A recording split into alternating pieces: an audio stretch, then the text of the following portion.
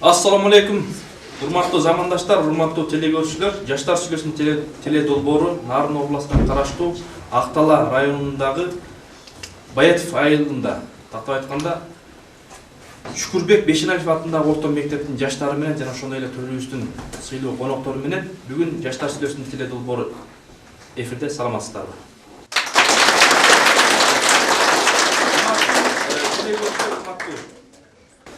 Радио угуучулар, сиздер өзүңүздөр багында билгендей эле азыркы биздин өтө актуалдуу болгон ушул жаштардын ата-энеге жана эже агайларга болгон мамилеси жөнүндө сүйлөшөбүз. Бул негизги тема. Ошондой болсо да бүгүнкү биздин төрүбүздүн урматтуу, салмактуу, аржактуу биздин конокторубуз бар. Анда ушул конокторубузду тааныштырып өтсөм. Мирлан Ашырбаев, кылмыш иликтөө тобунун ага опера кызматкери.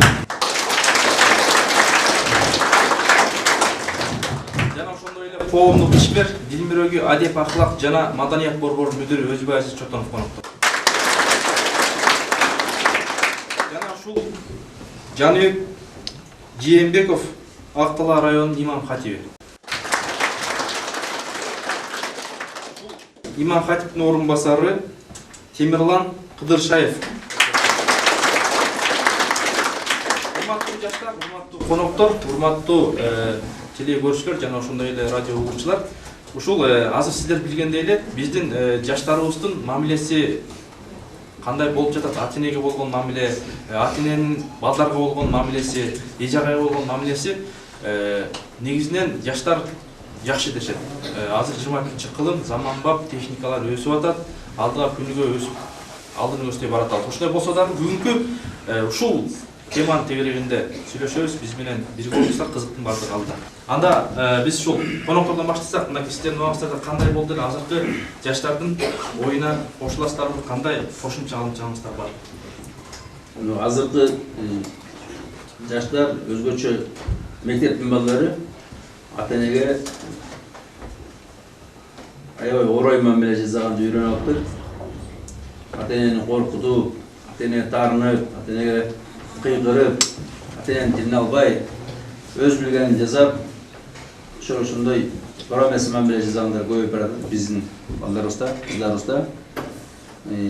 Ата-энесинин кой десе болбойт, барба десе барам дейт, алба десе алам дейт, мына ошондой туура эмес мамиле болот да. Кандай? Анан түгүл коркутуп, ата-энесин коркутуп, аз бөлө алгандар да болот да. Буга эч кандай укук жок эле да, ушундай ата-энеге жанагындай орой мамиле жасаган. Анткени ата-эне багып атат, ата-эне кийимин алып бератат, дагы башка болот да.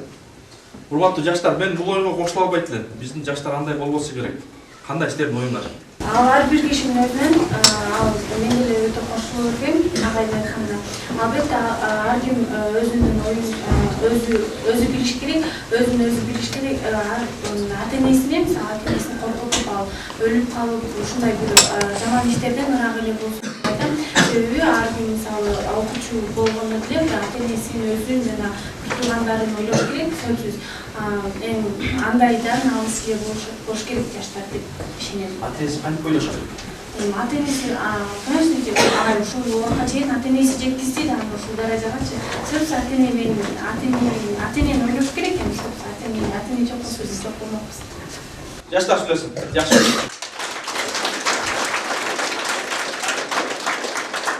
Мисалы, мен ата-энени жакшы көрөм дейт балдар, кыздар. Бирок эч кандай деле жакшы көрбөйт экен. Кантип эле жакшы көрүм жетип коет да. Биздин кыздар балдар өтө жакшы көрөт. Биринчиден эмне деп айткым келет? Биз ата-энебизди кандай мааниде жакшы көрөбүз, эмне менен далилдей алабыз деген суроо туулат бул жерде. Биз биринчиден ошол 18 жашыбыз элек болгонуна байланыштуу, биз ата-эненин колунда кармалып атканыбызга байланыштуу биз баш ийишибиз керек милдеттүү түрдө.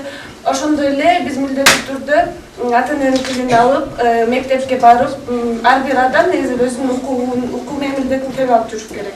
Жана ата-энебизге биз кандай жардам бере алабыз, үй тиричилигин ошондой жакшы окуу менен өзүбүздүн бир адистибизди таап, өзүбүзгө жакшы жол ача алсак, бул ата-эненин сыйлыгы болуп эсептелет.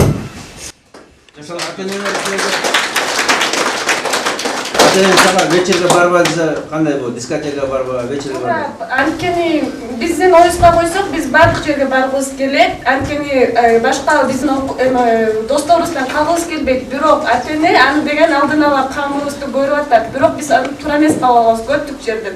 Бирок коомчулукка кошулуп биз дагы баргыбыз келет. Ошон үчүн барабыз көбүнчө. Ошондон улам жаман нерселердин саны көбөйүп, терс таасирин тийгизип атат коомго. Коомдон Барасыңар барбайсыңарбы? Мисалы, жерге болгондор эмне кылат? Жерде болгондор көп баскан жерге анда силер маданияттан калып каласыңар да. Маданияттан калып каласыңар. Элдер силерди лох дейт, дагы башка дейт. Арким аркандай талкуулайт бул теманы, бирок кыз киши негизи үйдө отурган туура айтат. Мисалы бизде балда эмеде Таласта bir Калинин деген айылда 3 кыз азып өлүп алыптыр, вечерге жиберме болчу. 3 кыз азып өлүп алыптыр. Ата-энеси жиберме болчу. Ушу капром менен буун өлүп алыптыр. Siz айтып жатпайсызбы, бул вечерге жибербей койсо асын өлүп калыптыр депчи. Мындан коюм кичине ата-энеси ыйлайт эми ошо баласынын жоктугуна ушунча баксам эми мени бакпай өлүп калды деп кичине ичинен аябай жаман болушу мүмкүн. Бирок ата-эне жаман болушу мүмкүн, бирок башкасына ал эчтеке эмес. Өлүп калды 3 күн Кур'ан окутуп койду, ал эчтеке эле болбойт. Эми ал бир күн барбай коесуң, башкасына барышың мүмкүн, бирок эң баштыкка жол беришибиз керек. Мисалы үчүн эң баштан баргыс жерге баргысы келет ар кимсичи. Бирок бул шайтандын иши, биз нафсисти тыя албай, ошон үчүн биз шайтандын жолуна барып, бул бийлеген бул эң жаман нерсе болуп эсептелинет. Бул шайтандын иши, ошон үчүн мен окшолордон эле суранып кетет элем, дискотека андай бийлерге барбай эле коюңуздар, бул шайтандын иши, нафсисиңиздерди тыя албай ошого барасыңдар. Сен барбайсың бе? Мен барбайм. Мурда эми намаз окуй электе барчумун эми. Анда кичинекей болуп эми кызыкчыбыз да, азыр баргым келбейт, итак эле баскым келбейт да, андай жаман жолго. Ошо эң башта айтпадым. Азыр бийлеген мода болуп атпайбы? Азыр канчалык жакшы тоңкусаң ошончолук модный. Чемпион мира болуп атат бизден чоң Атай деген. Эми мода болсо болсун, эми Кудай берген талант деп деле айтышат, мейли билерсин, бирок өтө жаман жолго чейин барып биле берсин да, эми билесе билерсин. Жаман жол деген эмне? Жаман жол деген эми ата-эненин эл караган бетин жер каратып, ата-эненин жаман сөздөргө, мисалы үчүн мен жаман жолго барсам, сразу эле менин мамамды айтышат да. Мунун энеси жаман, энеси ушундай кылып тарбиялаган деп. Сразу эле биздин мамабызга жол тиет, мамабызга сөз тиет. Жаман жакка барбай коюп, бул биринчиден ата-эненин тарбиясы, экинчиден өзүбүздүн дээрибизден. Жаштар. Сен окуп бүтесиң жакында? Ооба. 11-чи класс? 9-чу класс. Мисалы сен шаарга кеткиң келип атты. Ата-энең барбай эле кой кызым, шаар жаман десе кандай болот? Бүт подружкаларың кетип атты.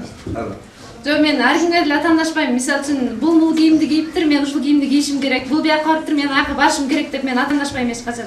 Ата-энемдин көз карашына, ата-энемдин пикири менен чогуу кошулам. Ата-энем барбайсың десе барбайм, анткени мени энем 9 ай ичинде 9 ай курсагына көтөрүп ушул даражага жеткирип алып келсе, мен ата-энем сөзүн укпаганга мен укпай койгонго менин укугум жок.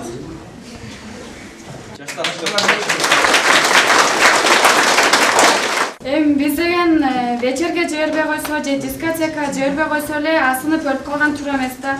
Балким ал асынып өлгөнү башка нерсе себеп болгондур. Балким балдардан топок жегендир. Анан акыры келип эле баары ата-энеге сөз түшөт да, ошон үчүн ата-эне миткен, ошон үчүн асынып өлүп калды деген сөз пайда болуп болуш керек. Балачанын кызы, баласы өлдү дейт да элдер. Айтат. Мына өткөндө биз бир жерден чогулуш болду, мындай деп да. Кыз менен бала экөө түндө үйүнө келбей коюптур.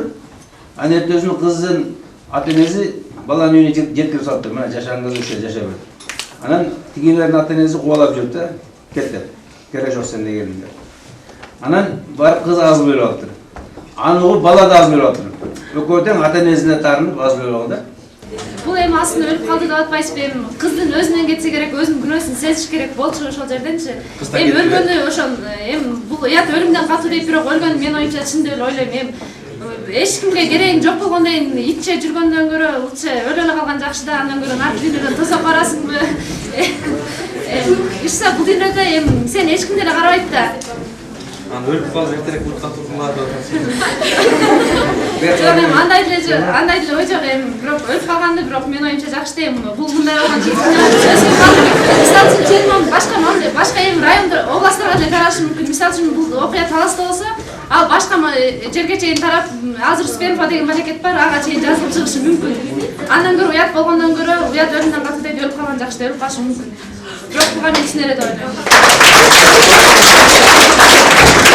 Бул кыздын баланы ичип кетип өлүп калганы туура эмес деп ойлойм. Анткени жаман болуш бир паста, жакшы болуу аста-аста деп айтылат. Бул өзүнүн уяттын ошол өзүнүн нерсесин сезип, өзү астадан оңосо болмок. Бул эле убакыт бар да, сразу эле өлүп калган. Биз ата-энеси жибербей коюп, биз чоңоюп, ата-энеси бакпай койду деген бул туура эмес. Анткени ата-энеси биз бакпайбыз да. Азыркы убакта ошол ата-энени багуу деген бул ата-эненин көңүлүн калтырбоо. Ата-энебиз бизди багып чоңойткондон кийин ошол ата-энебиз менен жакшы мамиле кылышыбыз керек, көңүлүн эле калтырбашыбыз керек да. Ата-энеси азыр биз кыз болгондон кийин күйөөгө тийип кетебиз да. Анда-санда келип эле учурашабыз, ата-энени бакпайбыз да. Ата-энени пенсияда багып атпайбы? Жанында өзүнүн кичи баласы болсо жанында келин менен багат элчи, бирок азыр деле келинден жакшы нерсенин пайдасы деле жок болуш керек. Кыз баланы ээрчип кеткени бул ээрчип кетип анан дагы өлгөнү бул туура эмес. Кыз болуп энесин коркутат деген бир кыргыз элибизде жакшы макал бар. Эч качан андай болбош керек. Кыз жеңил ойлуулукка салып, кыска ойлууга салбай, дайым терең жана алыс жакты карап, ар бир адам алыс жакты карап анан жашаш керек да. Мынтип кийинки күнүм эмне болот депчи. Анан бул өзүн өзү өлтүрүп, анын эмне кереги бар? Кудайдын алдында күнөө болуп, бул жашоого өзүңдү өзүң жараткан жоксуңбу? Сени атаң энең жараттыбы, Кудай жараттыбы? Демек жашооңду ошолор алганга гана укуктуу деп ойлойм. Анан бул өзүн өлтүрөр эң чоң күнөө жана акылсыздыктын жеткен чеги деп ойлойм. Анан мисалы мына азыр жаштар да жаш кезде ойноп алыш керек, жыргап алыш керек, бийлеп алыш керек. Анан эмне жүрүп эле анан күйөөгө барганда дагы эч нерсе күйөөң менен бийлемек белең дейт да. Негизи деген бул жыргап алыш керек деп, анан жыргап алыш керек деген сөз көп айтылат да чын эле жаштарда. Бирок Сен жыргап атасың, сен эмне атасың? негизи ар бир нерсенин чеги болот да, чекти билиш керек ар бир адам. Мындай өтө мындай адепсиздикке, имансыздыкка барбаш керек, ар бир нерсенин чеги болот. Чеги кандай? Мисалы, Актал районунун өтпөгүлөр. Жок, андай эмес. Чек бар да, бунун чеги кандай болот? Өтө бечеки көңүл ачууларга барбаш керек. Анткени ошол праздность разрушает рассудок деген бир сөз бар да, акылмандар сөзү. Эгерде көп канчалык монтип мээңди эс алдырып өзүңө мындай күн сайын тынчтык бериш керек. Күн сайын ошол тынчтыкты бир жарым саат өзүңө кетип, мен киммин, кандай жашап атам деп ойлонуп туруш керек. Ато антпесең, сен күнүмдүк көңүл ачууга бериле берсең, мээң айланып калат дагы ошол көңүл ачууну эле ойлоп, жана наркоман сыяктуу болуп каласың. Анан ошол күйөөң ошол жигит эң жол болсо кайнене кайната деген бар да. Аны сага жарым саат убакыт бөлөсүң эмне болот анан? Уйкудан ыскартасың да. Жакта сүйлөсүң.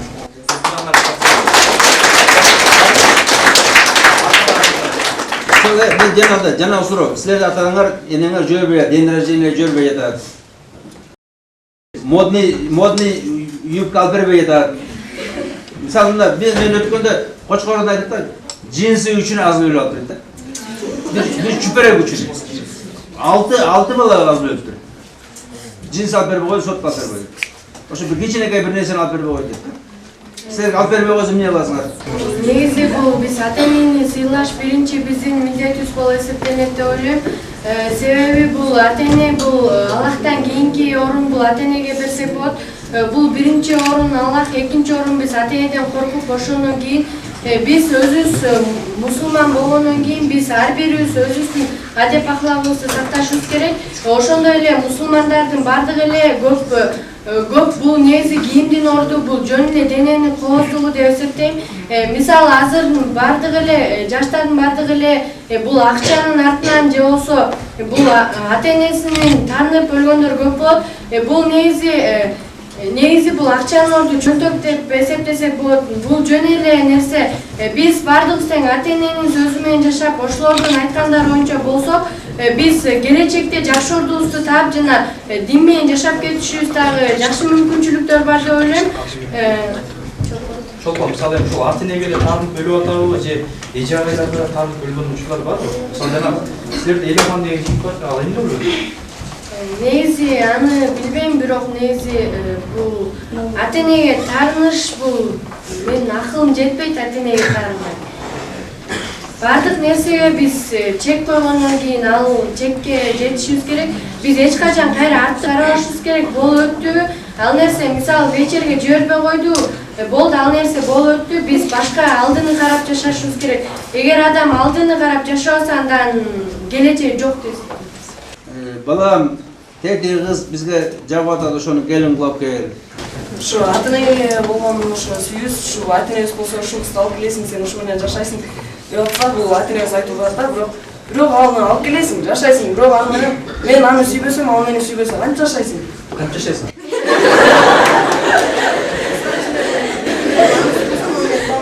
Бирөөгө барып келесиң деп ата-энең ошентип койду.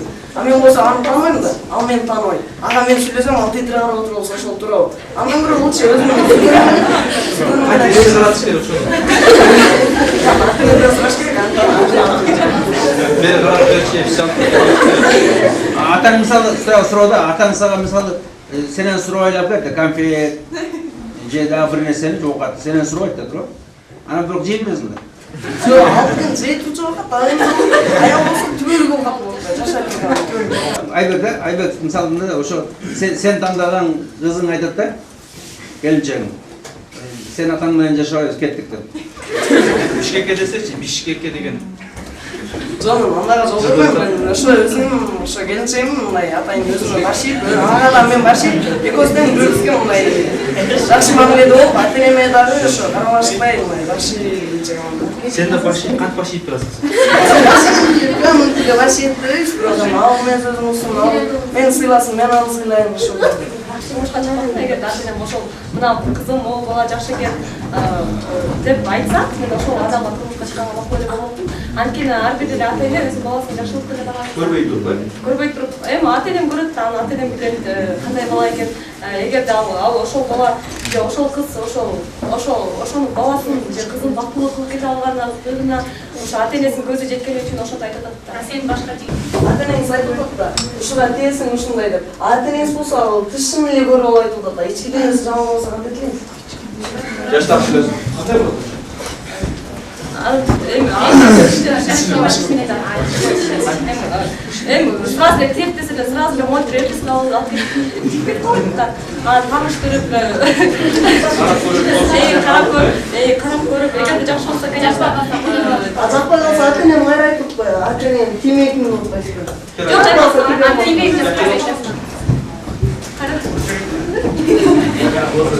Ата-энеңиз айтып атат да, ошо менен жаша депчи. Ал эми сиз болсо ошо аны менен таанышамын деп атпайсызбы? Ата-энеңиз жашап жатат, таанышканда жаман болуп калса кантесиз? Анда жок анда кетип каласыз. Деп айтса, биринчисинен, конечно, алып берүүгө тийиспей коет. Биринчиси тааныштырат, эми кандай экен, эгерде ошого чындыгында сайпат кем депчи. биринчи таанышмакпы. Эгерде мага жакшы, эгерде мага жакса, ата-энем ошо мен да Калың берип койсо сен уже экөө кудалашып уже калың алды сен ата-энеңчи. Сага уже барсаң сен сүйлөшсөң ички дүйнөсү жакпай калды. Сен эмне калың обратно апарып бересиң. Эми уят кылбай, ата-энемге ошондой берип атпайбы. Эгерде ошону чалканыңыз бар, элге мындай уят кылбай деп тейлегенде. Сен кызыңдын ички дүйнөсүн ойлонот экен, ата-энең ойлонбойт экен, а? Ата-энең тишин карап алып эле, бар ала бер дейт экен да. Жана эле айттым да. Ата-энең айтып атат, бирок аны мен тааныбасам кантип жашайм? Жок, сен айтпайсың, сен ата-энең тишин карап эле алып алат да атасың. Ал дейт да. Ата-энең ички дүйнөсүн карабайт. Беш кол тең эмес дегенде эле баарыбыздын баардык жерибиз окшош эмес да. Баары бир жерден болсо, бир жерден чыгат да.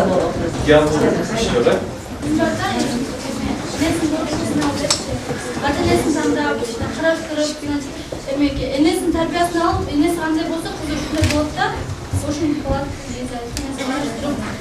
Сен тарбиялайсың. Ошондойго байланыштуу деп жакшы тарбия. Мисалы андай мисалы апасы жош, кызы мындай чумаган бар да, энеси кызы жош, мисалы атасы окшош калган, энесин көрүп, атасын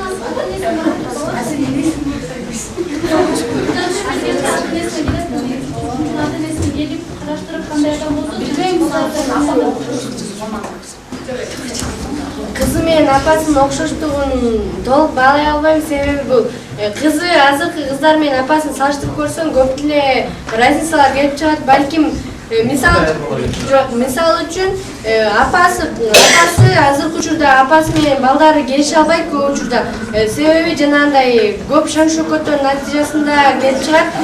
Бул мисал үчүн апасы аябай жоош, жакшы бир адам болсо, анын кызы көп вечерлерге барып, апасын укпай, апасынын жооштугун алдап жүрсө, башкалар анын кызын карап жүрсө андай болбойт.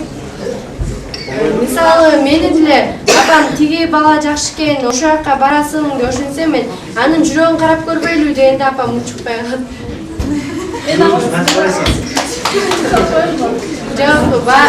Негизи бул күйөөгө тийгенден кийин бул эң биринчи аялын динге киргизиш бул күйөөсүнүн милдети.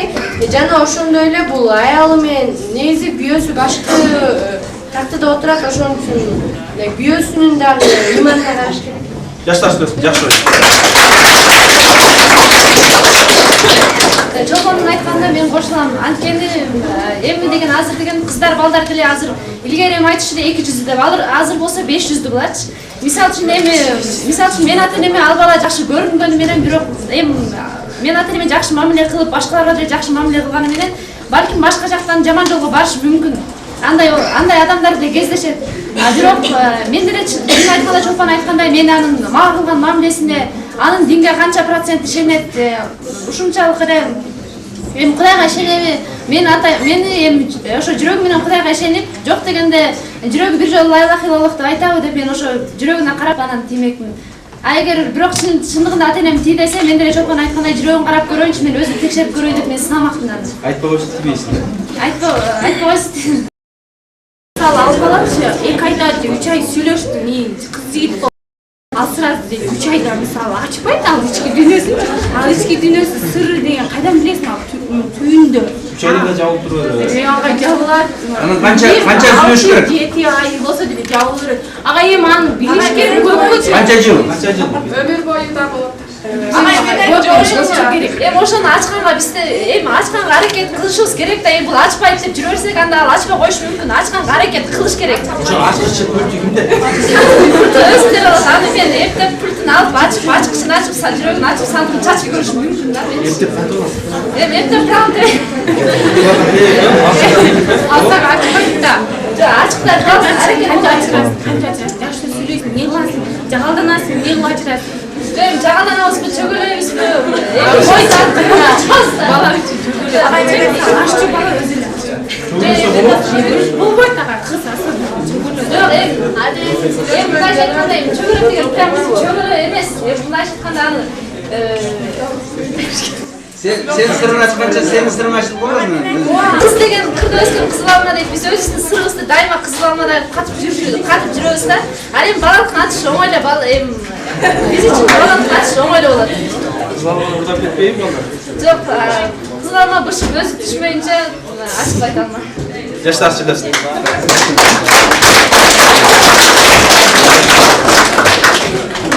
Мен оюмча кишинин жакшысы жаманы кирип чыкканча эле билинет дейт. Ошондуктан мен деген эгер ата-энем балага тий десе, мен ал бала ата-энесине кандай мамиле жасайт экенин билип туруп ана тиймекмин. Анткени бала өзүнүн ата-энесине жанагындай эң жакын адамына кандай мамиле жасаганын билсе, жакшы мамиле жасаса, анда ал жакшы сыйласа. Эгерде жаман ошо жакын ата-энесине жаман мамиле жасаса, анда ал эч кимге жакшылык кылбайт. Сен көзүңчө мисалы жакшы мамиле жасап койсоң.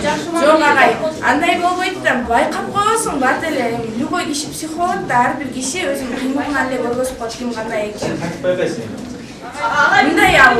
Мындай маска кийинген балдар бат эле билинип калат да, негизи жакшы кишинин маскасын кийгенде бат эле билинип калат. Men misal mындай суроо бар, мындай мисал көптөгөн кыздар сүйүшүп жүрүп, жана балдар менен кыздар. Анан көбү ажырашып коет. Алар эмне байкабай калдыңдар? Алар деген Өтө көп бизде 100 үйлөнгөнгө 200 ажырашуу бар экен. Алар деген убагында баягы эйфорияга эле берилип кеткен да, баштары айланып кеткен да, Ошо силердин башыңар айланбайт да, ата-энеңердин башы айланып калат, силердики айланбайт. Жок агай. Мисалы Кимдин башы айланып калат? Ата-энеңердин башы айланып калышы мүмкүн же силердин башыңар? биздин башы сайланып калат да, кайтпай эле баягы болбогон бир жомокко ишенип алыпчы, сүйүү депчи. Анан антпай эле мындай сүйүүгө дагы акыл эстик менен мамиле жасаш керек. Сен сүйүүнү жомок деп атасың. Анан кайра ишениш керек деп атасың. Ой, агай, жомок эмес да. Негизи мындай сүйүүгө ишениш керек да. Бирок мондай өтө алыс кетпеш керек. Эме болуш керек. Башка şey бар. Акыл эс менен болуш керек. Акыл эс менен болуш керек. Мен да сүйүү жок да. Бири-бириңди биринчи жан дүйнөңдү түшүнүшүң керек. Анан сүйүү иши деген. Ата-энеси айтса, алар эч ким тийбейт, балага мисалы. Тийбейби? Тийбейт. Мисалы Мисалы, ошондойбу? жок, ата деле ошондой эмес, бүт эле кыздар ошондой. Мисалы, кыздардын деген өздөрүндөй сүйгөнү бар, жигити бар да, мисалы. Азыр учурда бар, сүйгөнү бар.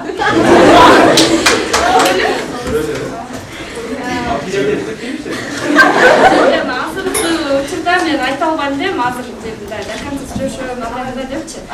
Азыр учурда мындай башка айтканда, азыр учурда сүйүү жомок алып, кийин мындай чоң сүйүү келип мындай ошо болот дейм да. Азыркы жүрөтөсүң да.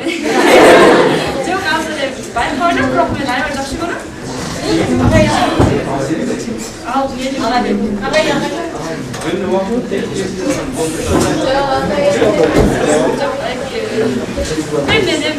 аябай башым айланып мындай жинде болуп элек да. Башым айланып сүйбөй деп ойлойм да, негизи антип катуу сүйбөш керек.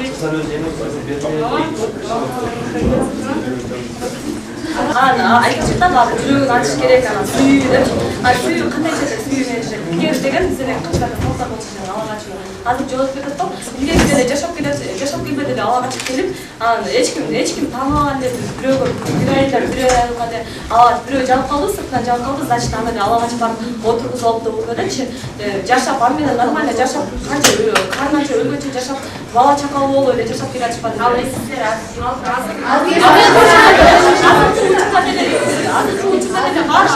совсем жол элек.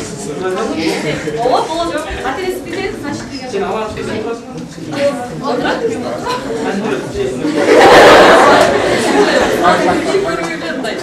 Кандай баланы өзү жооп беришин байкап мындай.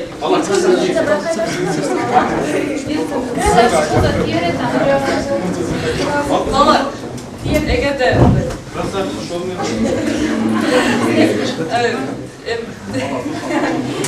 красавчик шоумен болсо тийербек.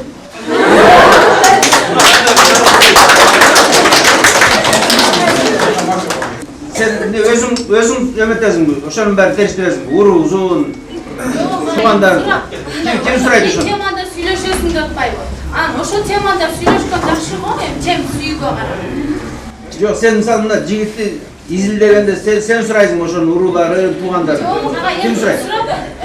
Кызык катары сураш керек, ата-энеси, каяктан, мен аны изилдеп просто сурайм. Ата-энең кызыкпай эле бере беребиздерди. Бул каяктан келген жигит деп сурабай эле келип бере беребиз. Алам десеби? Ооба. Жок, айтабыз да, мындай болгон, каяктан деп. Ата-энеси таныш. Мисалы эмне ата-энеси ойлонбойбу, мисалы мына келин алып кел дегенде. Ойлонбойбу, кандай кыз болот, кандай келин болот деп ойлонбой эле, балам, мына кызды алып кел берчи деп айтып беребиз.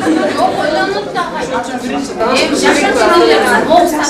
Деп айткандан деле алып кош керек, өзүңө кара, сен өзүң жашайсың деп. Көбүнчө ата-энелер ошентип эле айтат балдарына.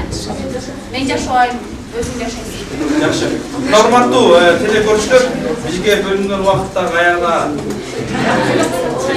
жатат. Ошондой болсо да бүгүн сиздер менен ошол жаштар менен, коноктор менен ошол жаштардын ата-энеге жана эже агайга болгон мамилеси жөнүндө сүйлөшүп атабыз. Жаштардын ою баары, ошондой болсо да урматтуу жаштар, ушул азыркы тема боюнча өзүңөрдүн оюңарды жыйынтыктап, эми кантип оңолобуз, кандай оюңар бар, чоңдорго кандай сунуш пикирлериңер бар, ошолорду жыйынтыктап 10 секундтан айтып берсеңер, кыска нуска сөзүңөрдү кайталабай, андыктан анда жаштар сүйлөсүн. Ата-эне сыйлаш керек, сонучка. Ата-эне бул дүйнөгө ат берген, ошо бул дүйнөгө келген ата-энени сыйлап, ата-энени урматтап, жакшы адам болуш керек негизинен. Негизи ата-эненин чечими, эң биринчиден ата-эненин чечими бүт жактан туура болот. Ошо үйлөнүүгө келгенде деле, мисалы ата-эне деле бакаштардын ашыркы кылып турган керек. Ошо менен оюм негизи ата-эне бир болуш керек, ата-эне болуш керек, ата-эне сыйлаш керек.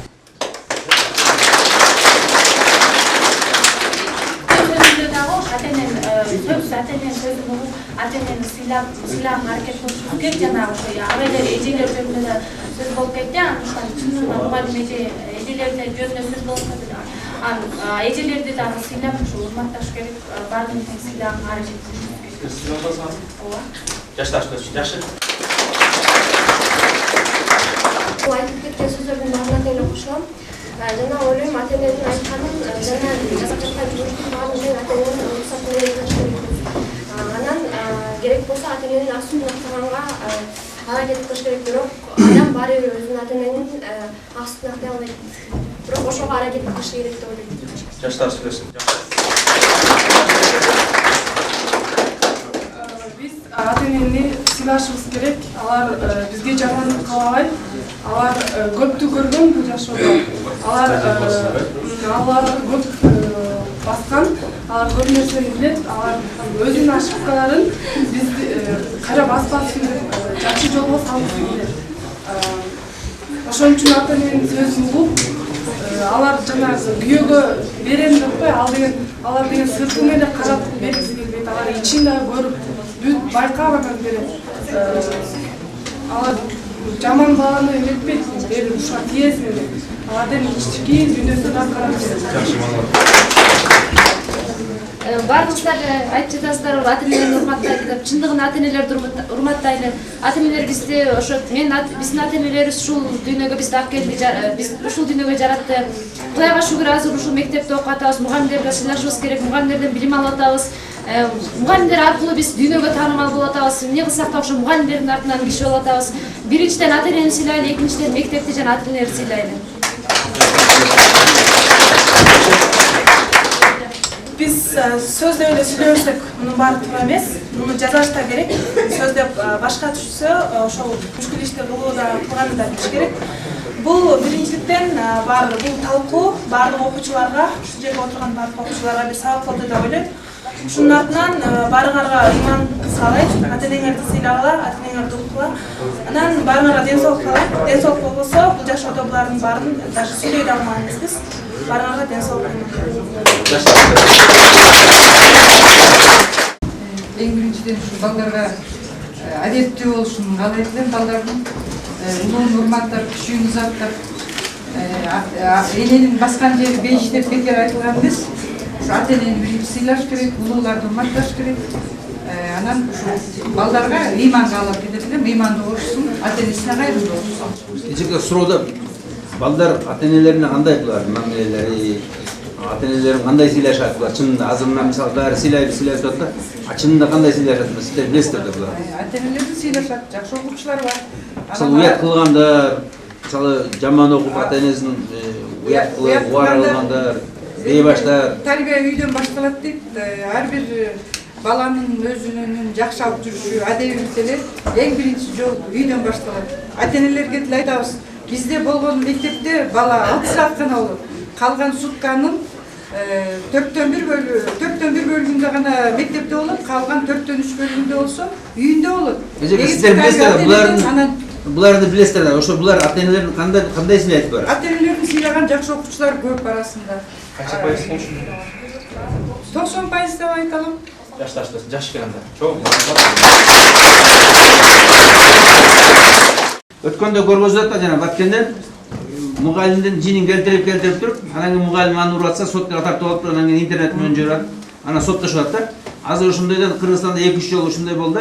Мугалимге жана мамилеси келип сабакта окубайт, сабакта отуруп алып туруп, сотка менен агент менен отурат, анан мугалим келип ачуу келсе, ошо келип соткага тартып алып жиберет да. Анан соттошуп атат мугалим менен. Ошо жалпы биздин окуучуларыбыз мектептин балдары кандай болот мамилеси мугалимдерге, ата энелерге ошо? Мен Калмырзаева Жеңишпин, бул жерде врач болуп иштейм. Мен көз карашымда азыркы балдарыбызда жакшы тарбияда келе атышат. Ата энелерин сыйлашат, угушат, ошолордун айткан ата эне эч качан баласына жамандык каалабайт да. Кандай болбосун, жана мындай ала качып кетсе эмне болот атасың, ошону ала качып кетеді.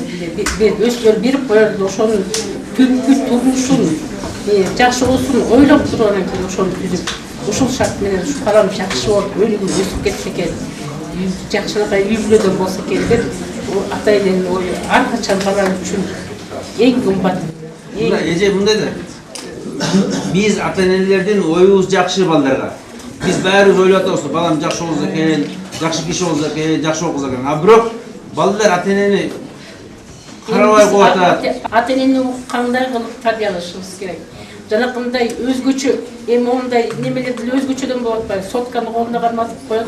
Ерлер машинени кичинекейлеп, тиги рульдан башы чыга элек да машинага отургузуп коюп түшүп кетишет. Ошонун баары ашап келет болуп атат да. Менин оюм. Сиздерди кантип тарбиялачу илгери? Бизде илгери мен бала кезимде мектепке барчумун. Гий деген бир форманы кийчүмүн. Бир школьный форманы 4-5 жыл кийчүбүз биз кыздар. Азыр эми ошо кыздарды кийдесеңиз кийеби балдар? Эми азыр ошо заман биздики жалаң эле ошо кыргыздын балдары күнүнөн эле болду. Сырттан келген жанакы телевизордон көрсөтүп атышат жанакындай немелердин баарын. Спутниковый дегенди коюп койду. Аны Америка өзү көрбөгөндү биздин жаштар көрүп атышат. Балдарын жакшы багат. А бирок балдары ата-энелерин карабай таштап кетет, үйүн талашып алат. Өздөрүн имдонго таштап туруп. Биздин балдарда да көбөйүп барат. Мисалы мына 14 карылар үйү бар экен азыр Кыргызстанда. А дагы таштап жана айылда калып калгандар андан көп. Отуну жок, оокаты жок, байкуш каралар калып калат да. Ошондой болуп атпайбы? Ана ошол жугат да, мисалы азыр берде бүт баары биз жакшыбыз, биз сыйлайбыз деп, мен бирок ишенбей атам. Чоң рахмат. Анда Темирлан байке, мынакей оюңарды кыска нуска 20 секундда токтотуп анткени убактыбыз өтө аз калды. Жаныбек мынакей жаштарды, кыздарды, балдарды уктуңуз, эми эмне кылалы? Ушул коомчулук кандай жардам бериш керек? Жаштар өзү эле өсө береби? Кыскараак. Аллах Таала чексиз рахматтар болсун. Маршалсынан насыбаттар болсун, сахбатынан Аллах Субхана Таала разы болду да. Сиздер эртеден бери жакшы нерселерди айтып атасыздар да. Бирок ушу бир нерсени эстетпейби, мына бул жерде мен нечелер турат, мен окуткан нечелер турат. Бул жерде мен класс жетекчимде болуп чечебиз. Мына Жаныбек эми карап көрүңүздөр, бул жерден жакшы тарбиялдык. Анан мындайда негизгиси Аллах Таала өзү пайгамбарды жөнөткөндө пайгамбарыбыз саллаллаху алейхи вассаламга өзү кайрыл кылып айткан да. Ошондо айтканда эмне деп айтты? Бул кайсысына келет да? Качан амин энебиз 6 жаш кезинде каза болгон кезде пайгамбарыбызга кайрылып болгон да. Мен сени эниң үчүн сыйлайт элем, эниң үчүн урмат көрөт элем башкалардан, эниң үчүн бала кырсыктардан сак болот элем депчи. Эми ошол эмиң өтүп кетти, бүгүн сен сойлук жакшы амалдарды кылган деп айткан да. Эми карап көрүңүздөр, бүгүнкү күндө сиздерди баспасын, тияка барба, бияка барба, дискотекага барба деп атат, вечеринкаларга барба деп атат. Жанагындай коопчулук кайсыда көбүрөөк эми болсо ошол жерге барба деп айтылат да. Балким мен бүгүнкү күндө мен өзүмдү мисалга айта турган болсом, балам чүп ойноп аткан болсо, убактысын токтотуп балам эмип кетет деп атат. Эмнеге дегенде, ага караганда үйгө кирип бир аяк Куран жаттап алса, же сабагынан бир тапшырмасын окуп ала турган болсо жакшыраак. Эмнеге дегенде, ошол ата-эне жакшыраак билет, ал оюнга караганда кайсыл жерде пайда бар экенин ата-эне жакшыраак билет. Ошон үчүн эмне кылды? Алар келип ойношот, сабактарын окушат, анан башкасын кыла беришет. Ошон үчүн бүгүнкү күндө сиздерди ички дүйнөңүздөргө караганда, ички дүйнөңүздөрдү Аллах Таала жакшы билет, жана энелер аркылуу аны билдирип, ошо энелер аркылуу сиздерге ар бир нерсени берип атат. Эми ошон үчүн мүмкүн болсо сиздер анча-мынча эмне деп коет, мындай эмелерге сабыр кылып, жанагындай өткөндө биздеги болгон нерселерди бул асыны өргөн, таарны капа чүкөлөрдү кылбаңыздар. Балким бүгүнкү күндө бир кыйынчылык болушу мүмкүн, бирок анын артында сөзсүз жакшылык бар да. Эгерде антип турган болсоңуздар, акыры кыяматка чейин азап болот. Ошон үчүн ошо алтын билет. Рахмат анда. Мирган байке, мына сиздерди ушул опера катарында кандай иш-чараларды, кандай талим-тарбияларды жүргүзүп атасыздар? Эмне кылышыбыз керек экен? Жаштардын, кыздардын, балдардын, карындаштарды, эмнелердин оюн уктуңуз.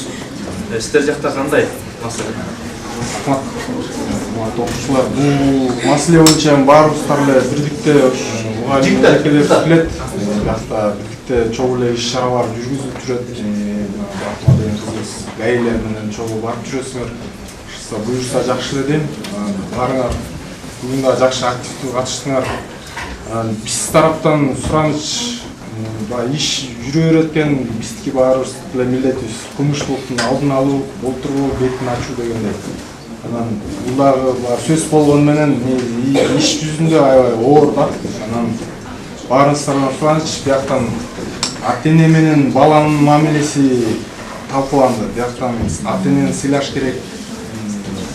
Ата эне дагы эмес, бири-бириңерди да сыйлап, эжекеңерди, байкеңерди, жана көчөнүн таасир сөздөрүн бат кабыл албай, негизи жаш балалар ушунда жакында брат деп сүйлөбөй, бир жаш улуу болсо да байке деп сүйлөсөңөр, ошол кыргызчалап эле, кыргызчалап эле, байке, ата деп эле, кадимкидей эле сүйлөсөңөр, ошол силерди кооз көрсөтөт деп ойлойм да. Бир тууганыңарды сыйлагыла, ата энеңерди сыйлагыла. Бир тууган негизи эле адам бири-бирине жамандык каалабайт. Колдон келишинче окуучулар арасында да кыйналган окуучулар бар. Өзүңүз бизге караганда даже силер жакшы билесиңер. Кыйналган үй-бүлөлөр бар. Аларга жок дегенде моралдык жактан жардам берип турсаңар, оңолосуз ошондо. Коом да оңолот, мамлекетибиз да ийгиликке жетишет деп ойлойм. Жакшы.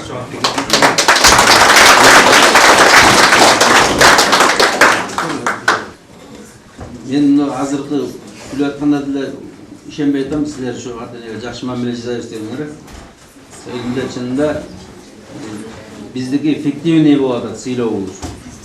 Эптеп эле, мисалы мына мен айттым, кыргыздыкы сыйлообузу, ата эненин сыйлообузу өлгөндө башталат да. Өлгөндөн кийин өкүрүп, ыйлайбыз, тирүүбүздө сыйлабайбыз, укпайбыз, капа кылабыз, ыза кылабыз. Мисалы силердин окубай жүргөнүңөр ата энени сүйүндүрөт деп ойлойсуңар. Мисалы барып мына милицияга түшүп калсаңар, сүйүндүрөт деп атсыңар ата энеңерди. Бул деле ошо да, ушул да сыйлабастыктын ушул. Мисалы силер жанагындай кийим алып бербесе тарынып кийимдер ыргытсаңар, сотка алып бербей кой деп сотканы ыргытсаңар, дагы башка. Мисалы мен өткөндө бир классты кастинг кылсак, 24 баланы алып келди да, бирөө да ата энесине жакшы сөз айта албайт экен. Мына ата энеңе жакшы сөз айт десек, бирөө айта албай койду. Аны эми ата энеңе мындай каяш айт десек, 24төн 5 алды, 5 деген бар. Анан мен ойлоп атам, силерде ушундай нерсе бар. Бул ата энеге жанагындай кыйкырыш, ата энеге капа болуш, ата энени капа кылыш, ата энеге үн чыгарыш, акырайып караш, бунун бүт баары эң чоң күнөө болуп эстирет.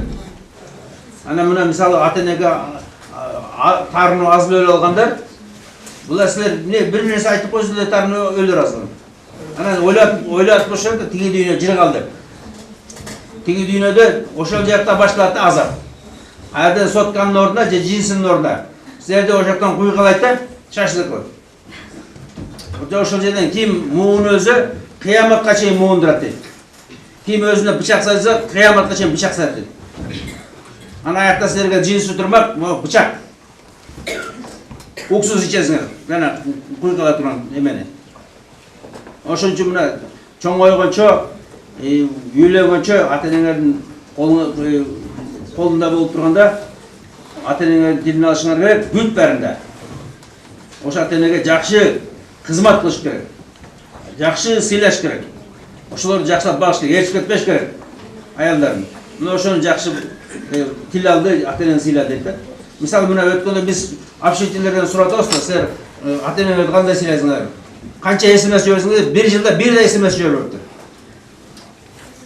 3-4 СМС жиберейин деп аттым эле деп атат да. Мына көрсө сыйыңар ушул. Ата энеңер түнү күнү силер жөнүндө ойлоп атат, силер бул ата эне жөнүндө такыр ойлоп өткөзүңөр. Анан ошон үчүн мен силерге кайрыларым, ошо эгерде эки дүйнөдө бактылуу болгон десеңер, эң биринчи кезекте ата энелериңерди сыйлашыңар керек. Алардын тилин алыш керек, аларга кыйгырбаш керек, тескерисинче аларга жумшак, жакшы сөз айтыш керек. Атаке. Мен жаштарга кайрылып айтарым, азыр биз ата энебизди канчалык сыйласак, Кудай көрсө эртең бизде ата эне болгон кезде биздин президенттерибизден, балдарыбыздан бизге ошондой сый урмат кайтат. Тескерисинче эгер начар мамиле жасай турган болсок, анда ошондой начар мамиле ал эмес, жада калса андан да жаман мамиле кайтып калышы мүмкүн. Чоң рахмат. Урматтуу теле-көрүүчүлөр, урматтуу радио угуучулар, сиздер ушул акталанын жаштарын оюн билдиңиздер. Ошондой болсо да бизге бөлүнгөн убакыт аягына келип калды. Акталанын жаштары ак тилден өзүнүн оюн айтып беришти. Балким жаштардын оюнда да бир жакшы пикирлер, сунуштар жана ой толгоолор болду. Жаштардын оюнан дагы жакшы чечим чыгарып аласыздар деген ойдобуз. Жаштардын оюнан жакшы балким багыт берет деген да ойдобуз. Жана ошондой биздин төрүбүздүн коноктору да жакшы ойлорун айтып өтүштү. Albatta бүгүнкү жаштар эртеңки келечек. Жана дагы ошол бейиш энен таманын астында дейт. Биз өзүбүз өзгөрбөсөк, коом өзгөрбөйт. Жаштар сүйлөшүн теле долбоору актылардан коштошот. Кийинки эфирден жолугушканга чейин саламатта калыңыздар.